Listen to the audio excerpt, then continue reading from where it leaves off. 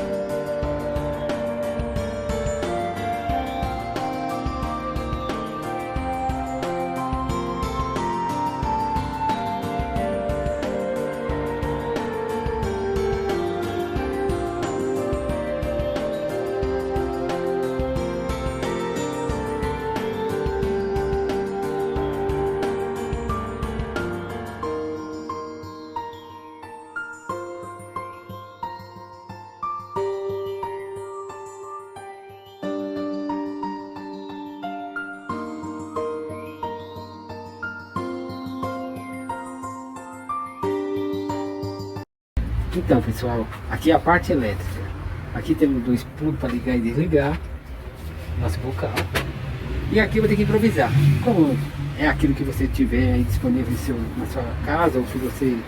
Aqui era uma luminária, que ela tinha um vidro, ela quebrou, ela caiu, quebrou. Bateu a escada e quebrou. Aí eu, para não perder, eu vou usar ela aqui. Aqui, pessoal, é uma peça... Quem bateu o olho vai conhecer. É uma parte do freio da bicicleta. Tem aquela borrachinha aqui, como desgastou, eu tinha aí da minha bicicleta. Aí eu peguei ela e vou fazer um bem bolado aqui. Já já eu te mostro.